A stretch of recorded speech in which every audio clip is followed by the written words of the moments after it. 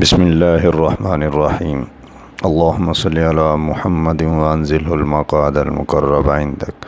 عن ابی ہریرہ رضی اللہ عنہ قال قال رسول اللہ صلی اللہ علیہ وسلم ان اللہ اذا احب عبدا دعا جبریل علیہ السلام فقال انی احب فلانا فاحبه قال فيحبه جبرائيل ثم ينادي في السماء فيقول إن الله يحب فلانا فأحبوه فيحبه أهل السماء قال ثم يوضع له القبول في الأرض وإذا أبغض الله عبدا دعا جبريل فيقول إني أبغض فلانا فأبغضه فيبغضه جبرائيل ثم ينادي في أهل السماء إن الله يبغض فلانا فأبغضوه قال فيبغضونه ثم توضع له البغضاء في الأرض۔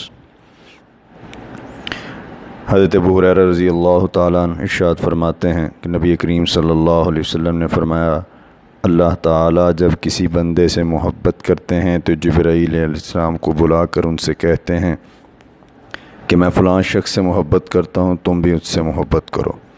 چنانچہ جبرائیل علیہ السلام بھی اس سے محبت کرنے لگتے ہیں، پھر وہ آسمان میں اعلان کر دیتے ہیں کہ اللہ تعالیٰ فلاں شخص سے محبت کرتے ہیں، تم لوگ بھی اس سے محبت کرو۔ چنانچہ تمام آسمان والے اس سے محبت کرنے لگتے ہیں،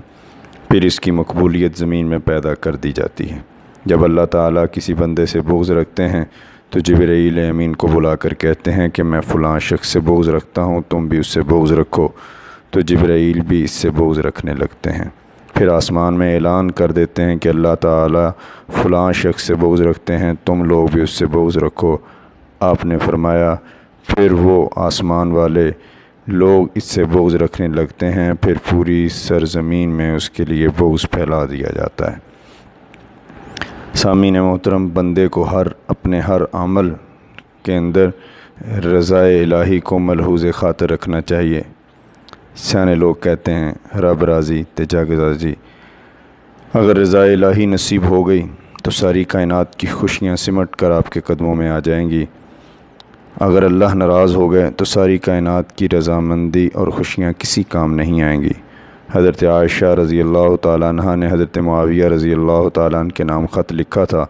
جس میں تحریر فرمایا کہ اللہ کو راضی کرنے میں اگر لوگ ناراض ہو گئے تو کوئی بات نہیں، لوگوں کے دل اللہ کے قبضہ قدرت میں ہیں، وہ راضی ہو کر لوگوں کو بھی تم سے راضی کر دیں گے، اور اگر تم لوگوں نے لوگوں کو راضی کرنے اور خوش کرنے کی فکر میں اللہ کو ناراض کر لیا تو لوگ کسی اور بات پر ناراض ہو جائیں گے، اور اللہ تو پہلے ہی ناراض ہو چکے تھے۔ تو پھر وہ بقول شاعر اس صورتحال سے دوچار ہو جائے گا کہ نہ خدا ہی ملا، نہ وصال صنم، نہ ادھر کے رہے نہ ادھر کے رہے۔ لہٰذا اللہ کو خوش کرنے کی فکر کرنی چاہیے اور اللہ کو ناراض کرنے والی باتوں سے پرہیز کرنا چاہیے۔ لوگوں کی پسند ناپسند اللہ کے یہاں مقبولیت کی دلیل نہیں بن سکتی، البتہ اللہ کی پسند ناپسند کائنات میں مقبولیت یا عدم مقبولیت کا ذریعہ ضرور بن جاتی ہے۔ اللہ عمل کی توفیق عطا فرمائے۔